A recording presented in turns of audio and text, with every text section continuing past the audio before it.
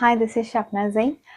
நாங்கள் இன்றைக்கி ஒரு கேஸ் பற்றி டிஸ்கஸ் பண்ண போகிறோம். இது ஒரு கப்பலுக்கு இடையில் நடந்த ஒரு சம்பவம்.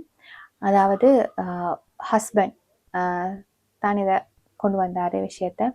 என்னென்னு சொன்னால், எப்பயுமே தன்னை வைஃப் தன்னை மட்டம் தட்டி கதிக்கிறதாக தான் அவர் சொன்னார். இப்போ எக்ஸாம்பிளுக்கு ஒரு எங்கேயாவது போகிறேன்னு சொன்னால் ஒரு பிளான் பண்ணினா அந்த பிளான் சொதப்பலாக தான் இருக்கும். உங்களுக்கு பிளான் பண்ணவே தெரியா, சின்ன ஒரு மிஸ்டேக் நடந்தாலுமே முற்று முழுதாக தன்னை பிளேம் பண்ணி தன்னை கீழே தள்ளி கதைக்கிற ஒரு பார்ட்னர் தான் அவருக்கு காணப்படுது. ஸோ அவர் சொல்கிறாரு, நான் எல்லா விஷயத்தையும் என் வைஃபுக்காகவும் என் பிள்ளைகளுக்காக தான் சாக்ரிஃபைஸ் பண்ணி என் வாழ்க்கையை வாழ்ந்து கொண்டிருக்கிறேன். பட் வைஃப் எல்லா நேரமும் என் எல்லா பிளான்ஸையும் சரி என் முடிவுகளையும் சரி எப்பயுமே சரியில்லை, பொருத்தம் இல்லை அப்படின்ற ஒரு ஜட்ஜ்மெண்ட்டு கீழே தான் காணப்படுறா. ஸோ உண்மையாகவே நான் என்ன வேலை செஞ்சாலும் பல நேரங்களில் அந்த விஷயங்கள் பிழையாகவும் தவறான முடிவுகளாக தான் காணப்படுது. ஏன்னு சொன்னால் அவள் அப்படி சொல்லுவா அப்படின்ற எண்ணத்திலேயே நான் பயந்து டென்ஷன் ஆகி வேலையை செய்கிற நேரம் எனக்கு அது பிரச்சனையை உண்டு பண்ணுது, எனக்கு அதை சக்ஸஸாக செஞ்சு கொள்ள இயலாமல் போகுது அப்படின்னு சொன்னார். ஸோ இந்த விஷயத்த நாங்கள் செஷன் செஞ்சு அது ஓகே, அது ஒரு பக்கம். நான் என்ன பேச வந்த விஷயம் என்னன்னு சொன்னால், பொதுவாக லேடிஸ் இந்த விஷயத்தில் கொஞ்சம் கவனமாக டீல் பண்ணணும். ஏன்னு சொன்னால், ஆண்கள்ன்றது தன்னை எப்பயுமே தன்னோட ஈகோவை டச் பண்ணுற விஷயங்களில் கை நீட்டினா அவங்களுக்கு உண்மையாகவே அதை மேனேஜ் பண்ணிக்கொள்ள இடர்படுவாங்க. உதாரணமாக அவங்களோட சேலரி விஷயங்கள், அவங்க முடிவெடுக்கிற விஷயங்களை, அடுத்தது மேனேஜ்மெண்ட் விஷயங்கள், இது எல்லாத்துலேயுமே அவங்க முன்னுக்கு நிற்கணும் என்று ஆசைப்பட்டு ஆக்கள். ஏன்னா ஃபேமிலியோட தலைவர், குடும்ப தலைவர் என்ற அந்த அடிப்படையில் மற்ற தலைமைத்துவத்தை முன்னின்று நடத்துறது என்ற அடிப்படையில் அவங்களோட எல்லா விஷயத்துலையுமே அவங்க பர்ஃபெக்டாக இருக்கணும்னு தான் ஆசைப்படுவாங்க. ஸோ சில சந்தர்ப்பங்களில் சில இடர்பாடுகள் வந்து அவங்களுக்கு அதை சரியாக செய்ய முடியாமல் போகலாம். எல்லாரும் மனிதர் தானே. அந்த மாதிரி சந்தர்ப்பங்களில் நாங்கள் லேடிஸ் அதை மொத்தமாகவே அவங்களோட மொத்த முயற்சியையுமே கீழே போட்டு உங்களுக்கு ஒன்றுமே இல்லை, உங்களுக்கு ஒன்றுமே தெரியா அப்படின்னு நாங்கள் சொல்கிற நேரம் அவங்கள அதை ரொம்ப ஹர்ட் பண்ணும். ஆண்கள் வர நேரம் தான் ஒரு பெஸ்டான பர்சனாக இருக்கணும் அப்படின்றது தான் ஃபேமிலிக்கு ப்ரூவ் பண்ண பார்ப்பாரு. குடும்பத்தோட ஹீரோ அவர், அந்த பிள்ளையோட ஹீரோ அவர்.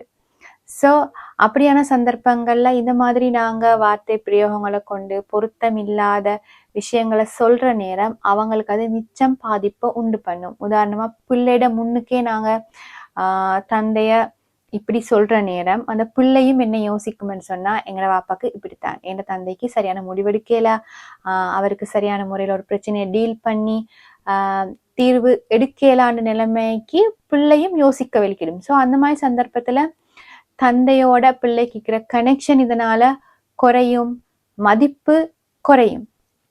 ஸோ இந்த மாதிரியான வேலைகளில் இந்த லேடிஸ் ஈடுபடுறத குறைச்சி கொண்டா மிச்சம் நல்லம். ஏன்னா இது வந்து ஒரு கேஸ் இல்லை, இந்த மாதிரி நிறைய கேசஸ் வந்திருக்கி. ஸோ எங்களோட பேச்சுக்கள் நாங்கள் பேசுகிற நேரம் அவங்களோட ஈகோ டச் பண்ணி அதை வந்து கேவலப்படுத்தாமல் அதை தகர்த்தெரியாமல் அந்த கண்ணியத்தை குடும்ப தலைவன் என்ற அந்த கண்ணியத்தை அவங்களுக்கு கொடுத்து நாங்கள் முறையான டிஸ்கஷனூடாக அவங்களோட பிள்ளைகளை சுட்டு காட்டினால் சரியான தீர்வுகள் எடுக்கலாம். நாங்கள் எங்களோட கோவத்தை எங்களோட பழிவாங்கல் உணர்வை வித்தியாசமாக வெளிக்காட்ட போய் கடைசியில் இருக்கிற பிரச்சனை இன்னும் பெரிதாக மாறக்கூடிய வாய்ப்புகள் தான் காணப்படுது. ஸோ நாங்கள் பேசுகிற நேரமும் சரி, தவறுகளை திருத்த போகிற நேரமும் சரி, அவங்களோட ஈகோவை தாழ்த்தாமல் அவங்கள இன்னும் கீழே போட்டு மிதிக்காமல் சரியான முறையில் அந்த தவறுகளை சுட்டி காட்டி திருத்துறதுக்கு முடியுமாக இருந்தால் மிகவும் பொருத்தமாக இருக்கும்.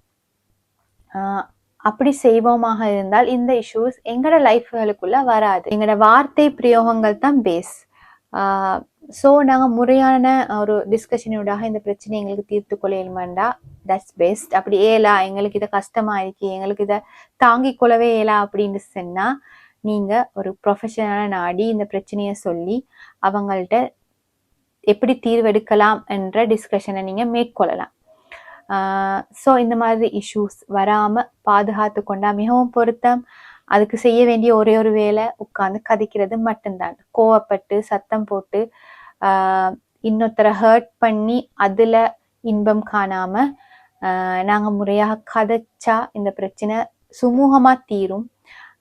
ஸோ இந்த மாதிரி பிரச்சனைகள் எங்களோட லைஃப்குள்ளே வார நேரம் யாராக இருந்தாலும் சரி, ஹஸ்பண்டாக இருந்தாலும் சரி, ஒய்ஃபாக இருந்தாலும் சரி, முதல்ல ரிலாக்ஸ் ஆகிட்டு உட்கார்ந்து கதைச்சாலே இந்த பிரச்சனை முடிவுக்கு வரும். Thank you so much.